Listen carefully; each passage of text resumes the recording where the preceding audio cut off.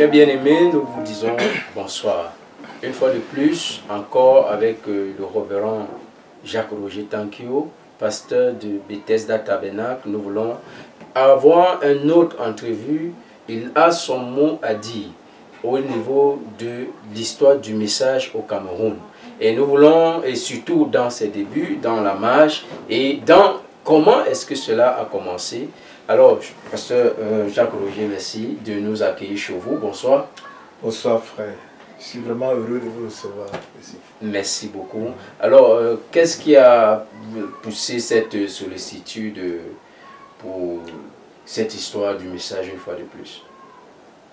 Bon, quand je parle du message, je parle comme quelque chose qui fait corps avec moi. Ce n'est pas pour moi une imagination. Je t'en avais parlé, que je causais avec un ami, mon frère, et il m'a donné un livre à lire. Et quand j'ai lu ce livre, je n'entre plus dans le détail, Oui. Et je l'ai amené pour causer un peu avec moi, pour m'expliquer de quoi il s'agit, est-ce que Dieu peut encore parler. Pendant que je causais avec lui, une voix surnaturelle descend du ciel et me dit oui, certainement, il a parlé à William Marion Branham. Et c'était en quelle année, lorsque vous parlez de Nous ce sommes livre? en 1978. Donc, en 1978, Oui. que vous avez reçu ces livres-là. Oui, que j'ai eu ce livre, et c'est la même année, la même semaine d'ailleurs que j'ai eu cette voix. D'accord. Donc, vous faites la rencontre du message en 1978. En 1978. Alors, À Douala. à Douala. Oui. Alors, de là à aujourd'hui, vous avez eu une très très longue marche. Et qu'est-ce que vous pouvez nous dire, et surtout sur comment le message a commencé? Le message il n'a pas commencé à Yaoundé. Oui. Ça a commencé à Douala. Et à l'époque, j'étais à Douala. Dans notre ancien entretien, je vous ai fait comprendre que j'étais interne à l'école du chemin de fer. Et nous avions un petit groupe d'études bibliques où nous avons eu un visiteur. Et c'est ce visiteur qui m'a pris isolement et m'a parlé de frère William Marion Branham au travers d'une brochure. Et c'est au travers de cette brochure que j'ai donc commencé à faire cette démarche. Parce que quand je l'ai rappelé pour la deuxième fois, comme je suis bien le dit à la dernière fois, c'est à ce moment que la voix surnaturelle m'a parlé. J'étais donc obligé d'aller un peu plus dans profondeur pour comprendre de quoi il s'agit. Est-ce que Dieu encore parle aujourd'hui aux hommes? Est-ce que ça peut être vrai? Et j'étais convaincu dans mon âme que William Marion Branham est l'envoyé de Dieu pour notre temps. Et ce qui m'a toujours beaucoup impressionné, c'est que par la grâce de Dieu, j'ai compris le message et la vocation du frère Branham. Moi, je le crois l'avoir bien, très bien compris. Parce que si vous ne le comprenez pas bien, vous pouvez attribuer beaucoup de choses à frère Branham. Vous pouvez même faire beaucoup de choses en croyant que vous faites en faveur du message, alors qu'en réalité, vous êtes en déphasage total avec le message. Vous connaissez son premier baptême dans le fleuve Oyo en 1933. Quand il était à la 17e personne, une voix se fit entendre. De même que j'ai envoyé Jean-Baptiste pour la préparation de ma première venue, je t'envoie avec un message qui précède ma seconde venue. Et voilà tout le tournant à contourner. Si vous ne le négociez pas bien, vous allez vous trouver hors du champ.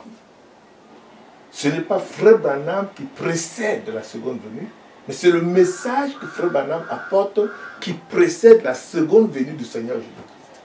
Allez lire toutes les déclarations de frère Branham. Il a même insisté dans une question et réponse, non pas moi, mais le message. Oui. Ok, à votre conversion dans le message, qu'est-ce qui a été si particulier, étant donné que vous sortiez de la dénomination, et qu'est-ce qui a été si particulier à votre conversion au message? Je ne connaissais pas le baptême par immersion, déjà. Et c'est ça qui a été très pratique pour moi. Et d'avoir entre les mains, dès le début, la vie d'un monsieur qu'on dirait qu'il écoute Dieu à tout moment. Il fait tout selon le plan de Dieu. C'est ça qui m'a frappé dans le message. Et vous pensez que on écoute encore cette voix aujourd'hui? C'est justement ça mon problème. Parce que je crois que Frère Branham n'a pas annulé la marche spirituelle de l'Église pour le Nouveau Testament. Non. Il a actualisé, il a amené sur le terrain ce que Dieu attend de la préparation pour sa seconde venue. C'est pourquoi, quand lui-même se présente, il dit, je viens pour préparer la seconde venue. Or, je ne connaissais pas le baptême de notre Seigneur Jésus-Christ, je ne parlais pas de la seconde venue. Je suis sorti de l'église évangélique du Cameroun. On savait que Jésus va venir, mais ça n'avait pas d'importance dans notre vie personnelle, encore moins l'importance dans la vie de l'église. D'accord. Et si vous faisiez un bilan de vos débuts dans la foi, à votre conversion au message, et aujourd'hui, quel bilan pourriez-vous faire? Pour moi, il n'y a pas de comparaison. On ne peut même pas mettre les deux sur une même table, sur une même balance. Ce n'est pas ce que vous comprenez parce que vous dites. C'est un prophète qui amène l'évangile, qui parle. Et en face de vous, vous avez les théologiens. Je vais dire, à votre conversion, oui. De l'année de votre conversion au message à aujourd'hui, oui. Est-ce que, en faisant le bilan, qu'est-ce que vous en tirez? Le bilan, je le regarde pratiquement par rapport à moi. Moi, ça me fait du bien. Parce que je vais à l'église et je vous ai dit pour mon dernier entretien que mon père était très très apprécié dans l'église évangélique. Il a fait l'école biblique de Fumban. Donc dans notre foyer, dans notre maison, on n'était pas loin de la lecture biblique. Mais ce que Dieu était en train de faire, j'étais déconnecté de cela. J'étais partout avec ma Bible. Mais Dieu était en train de faire quelque chose. Parce que le message nous interpelle pour comprendre et voir ce que Dieu est en train de faire, pas ce qu'il fera. Dieu est en train de faire quelque chose maintenant. D'accord. Donc ce n'est pas pour vous votre bilan, et il est satisfaisant pour vous, selon vous, au jour d'aujourd'hui, de l'histoire du message à aujourd'hui. Et quel avenir, selon vous, pour ce même message au Cameroun? Quand il faut parler de l'avenir, je parle de ça, vous allez m'excuser, je suis un peu faible d'esprit. Et je parle de l'avenir du message au Cameroun avec beaucoup de larmes aux yeux. Beaucoup de larmes aux yeux. Parce qu'il y a quelque chose qu'on a oublié, on n'a pas maintenu et gardé dans sa place la commission du messager de l'âge. Il était commissionnaire. Ce n'est pas lui le principal dans l'âge. Il est venu parler de quelqu'un qui l'a envoyé. Mais vous allez vous en rendre compte qu'aujourd'hui, on parle plus du prophète que du Seigneur lui-même. À toute intervention, si vous ne parlez pas de ce que le prophète a dit, vous êtes quelqu'un qui ne croyait pas. C'est ce que je constate aujourd'hui. Et je cause avec des anciens, je suis tout le temps avec eux, on en parle. Je leur dis de faire très attention avec ces interprétations que nous apportons aux déclarations du frère Branham. Je ne sais pas combien de temps vous avez mis déjà dans la marche chrétienne. Il y a quelques années, nous avions fait une réunion à Douala pour célébrer la venue du Seigneur le 28 février. Vous connaissez le courant de cela? Non, on avait été invité à Douala. Moi, j'étais placé à l'hôtel. Hein? Les frères étaient certains que le 28 février, le Seigneur était venu. Parce qu'on ne comprenait pas, on ne mettait pas en sa place toutes les déclarations du frère Branham. Le message précède. C'est-à-dire, le frère Branham, en réalité, ne devait même pas voir, si on lit bien, la seconde venue. C'était sûr qu'il ne verrait pas. Il serait mort. Il va seulement participer. Mais et la voix que le parle en 33, oui. 1933, qu'est-ce que la voix lui dit exactement? De même que Jean-Baptiste a été envoyé, oui, pour préparer ma première venue, je t'envoie avec un message qui précédera ma seconde venue. Voilà le message reçu par le frère Branham, il a répété ça plus de 40 fois. Juste pour comprendre, vous pardonnerez peut-être mon ignorance et pour nos téléspectateurs qui nous suivent, qui ne comprennent pas très bien. Je ne crois pas que c'est l'ignorance, on est en train de se compléter. Voilà. Mais est-ce que Jean-Baptiste est mort sans avoir pointé du doigt la première venue? C'est pas la même chose. C'est-à-dire, avec frère Branham ou le frère Branham, la seconde venue n'a pas de problème.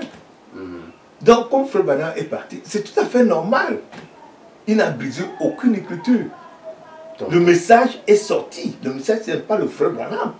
Le message est sorti par la bouche du frère Branham. Et c'est fini. Même le jour qu'il avait tout fini, avec les ouvertures des sceaux et tout le mystère révélé, frère Branham pouvait tout à fait mourir. Ça ne servait plus à rien. Puisqu'il y a le Saint-Esprit dans le camp qui continue. Gloire à Dieu. Donc, pour vous, vous voyez avec beaucoup de larmes qu'il y a une mauvaise compréhension du message. Voilà. Et ça biaise un tout petit peu un tout petit peu. La dérive est extrêmement grande. Je vais dire pour l'avenir. La dérive est déjà là. D'accord. Bon, au reverend, à votre niveau, qu'est-ce que vous faites pour essayer d'empêcher cette dérive? Pour empêcher cette dérive, j'ai été déjà une fois à Douala, parce que quand j'avais invité le frère Franc m'avait dit qu'il voulait venir au Cameroun, et il a sollicité mon rapport pour l'aider.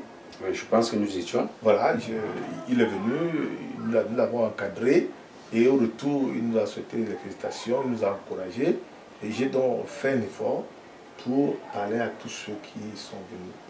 Mais je me suis rendu compte qu'en fait, les gens étaient bloqués pour la personne de Frère Franc. Donc, pour eux, Frère Franc était un usurpateur. Or, un vrai Camerounais comme moi, qui aime bien l'histoire, ce Franc qui entre dans ce Cameroun avec ce message que nous croyons. Et ce message, c'est même quoi en réalité? C'est le retour à la Bible.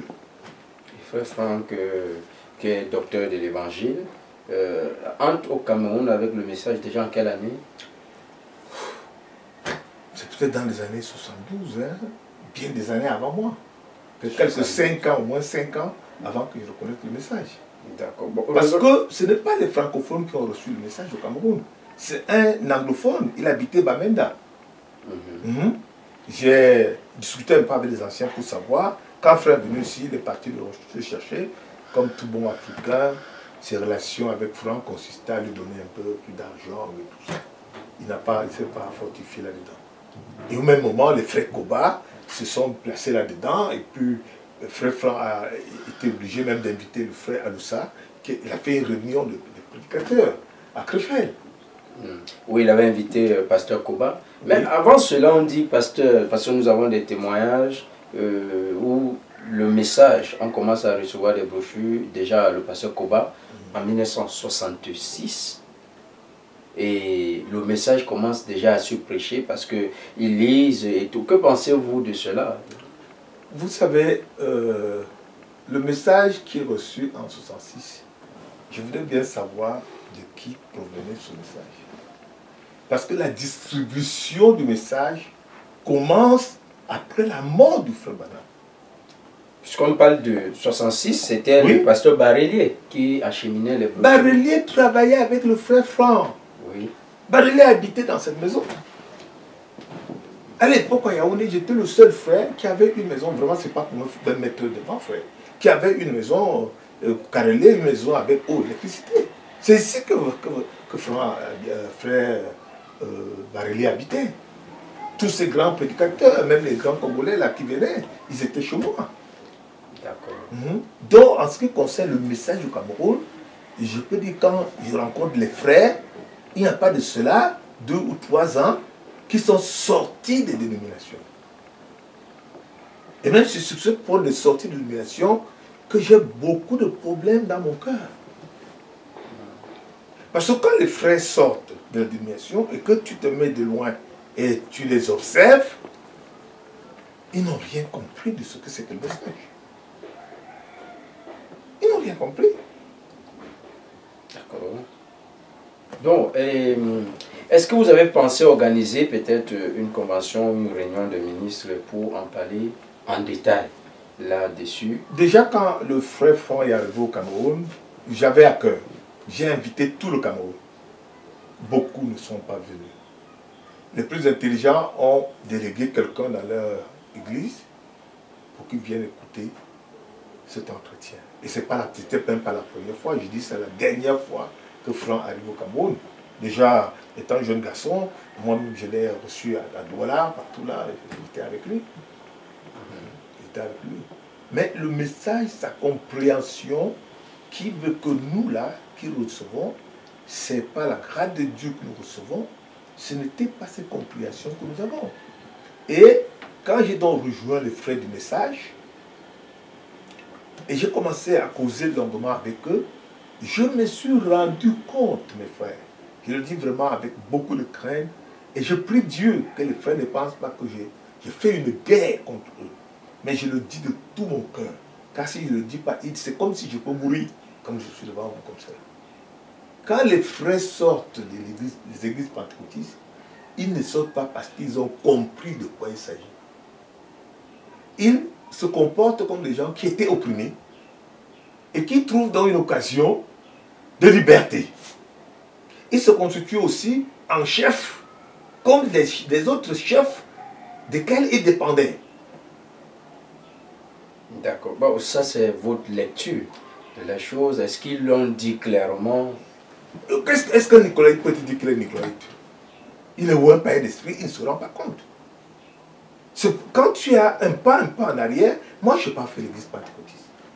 Je pourrais regarder quelqu'un et je me rends compte que oui, celui-ci, ah oui, vraiment, celui-ci, vraiment, il a un pied dedans, un pied dehors. C'est une question d'autorité. Les frères sont sortis pour avoir aussi un monde sur qui dominer. Et ça, si les frères sont sincères, ils doivent le reconnaître. Ils savent même que ce que je dis là, c'est la vérité. Bon, qui domine donc qui?